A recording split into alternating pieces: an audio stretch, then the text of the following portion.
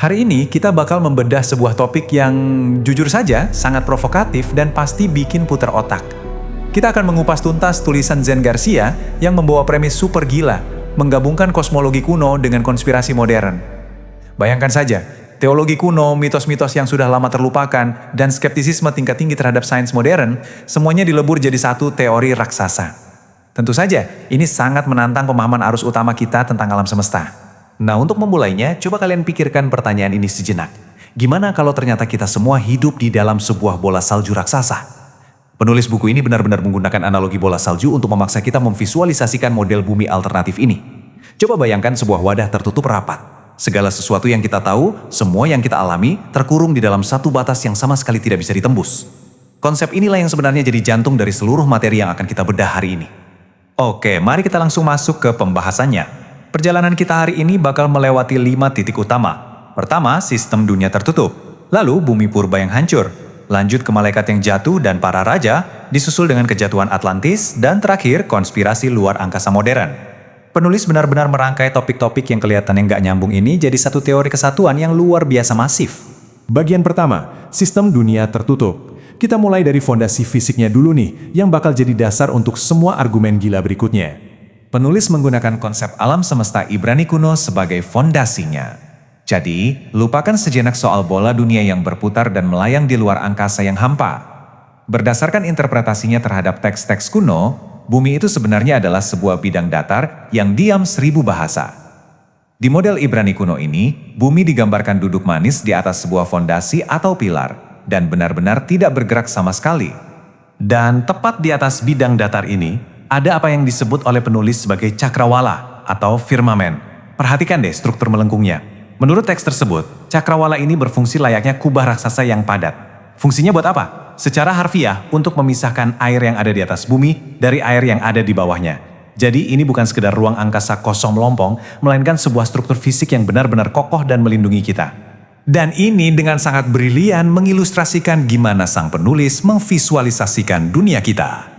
Persis kayak terarium raksasa atau ya bola salju tadi, kubah pelindung ini menyelimuti bumi, menjaga apapun yang ada di dalamnya, dan menahan segala sesuatu yang ada di luar agar tidak masuk. Tapi tunggu dulu, kalau bumi kita memang ditutup rapat seperti ini, pertanyaan teologis terbesarnya adalah, kenapa sang pencipta merasa perlu repot-repot mengurung dunia kita di dalam struktur pelindung ini? Nah, itu membawa kita ke bagian 2, bumi purba yang hancur. Disinilah penulis memberikan justifikasi teologisnya tentang kenapa bumi harus dikurung dan ceritanya melibatkan sebuah bencana purba berskala epik. Penulis memperkenalkan konsep yang disebut teori celah atau gap theory. Kalian mungkin familiar dengan teks Kejadian ayat 1 dan 2 ini. Nah, berdasarkan interpretasinya, ada jeda panjang antara penciptaan awal langit dan bumi dengan kondisi di mana bumi kemudian disebut belum berbentuk dan kosong. Dia berpendapat bahwa di dalam celah itulah sebuah peristiwa yang sangat-sangat merusak terjadi. Kalau kita bedah lebih dalam menggunakan leksikon Ibrani kuno dan konkordansi Strong, penulis mendefinisikan ulang kata tohu yang biasanya cuma diterjemahkan sebagai belum berbentuk. Menurut analisisnya, ini bukan cuma sekedar tidak ada bentuknya, tapi menyiratkan sebuah gurun yang hancur lebur, sebuah tempat yang baru saja dilanda kekacauan total. Hal yang persis sama juga berlaku untuk kata bohu, yang berarti kekosongan atau reruntuhan. Jadi poin utamanya di sini, dengan menggabungkan tohu dan bohu, penulis yakin 100% kalau bumi purba itu bukanlah kanvas kosong yang siap dilukis, melainkan sebuah runtuhan sisa-sisa peradaban, dunia yang benar-benar dihancurkan pada zaman primordial. Pertanyaan logisnya sekarang, siapa yang menghancurkannya? Dan memangnya siapa yang tinggal di sana sebelumnya? Langsung saja ke bagian 3, malaikat yang jatuh dan para raja. Ini adalah babak berikutnya dalam garis waktu sang penulis. Kalau bumi memang pernah hancur di zaman purba, siapa penguasanya sebelum manusia pertama kali menginjakan kaki? Sumber materi kita merinci klaim penulis bahwa dulu ada bumi pra-Adam yang dikuasai oleh Lucifer dan para malaikat yang jatuh. Menurut narasi ini, mereka terlibat dalam perang besar di surga atas. Nah, sebagai hukumannya, mereka diusir dan dibuang ke bumi. Konflik kosmik gila-gilaan inilah yang, menurut penulis, berujung pada kehancuran total bumi purba yang kita bahas tadi.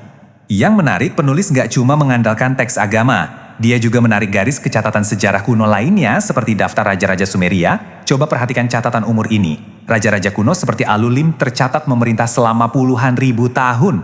Bagi penulis, durasi pemerintahan yang sama sekali nggak masuk akal buat manusia ini adalah bukti mutlak kalau mereka itu bukan manusia. Mereka adalah entitas lain, mungkin dewa atau malaikat jatuh yang menguasai bumi jauh sebelum manusia modern ada. Lanjut ke bagian 4, kejatuhan Atlantis. Di sini, penulis membangun jembatan yang super menarik antara sejarah pra-Adam tadi dengan salah satu mitologi paling legendaris di dunia, benua yang hilang. Teks tersebut mengutip catatan-catatan kuno, termasuk dari Alkitab Kolbrin. Kutipannya sangat dramatis, dengarkan ini. Bencana itu disebabkan oleh kebangkitan kejahatan. Ini menyebabkan seluruh bagian selatan tanah lama tenggelam ke dalam air yang bergolak. Jadi sang penulis berargumen kalau legenda Atlantis, Mu atau Lemuria itu bukan fiksi sama sekali. Itu adalah kerajaan-kerajaan nyata yang korup, yang akhirnya dihukum dan ditenggelamkan oleh sang pencipta.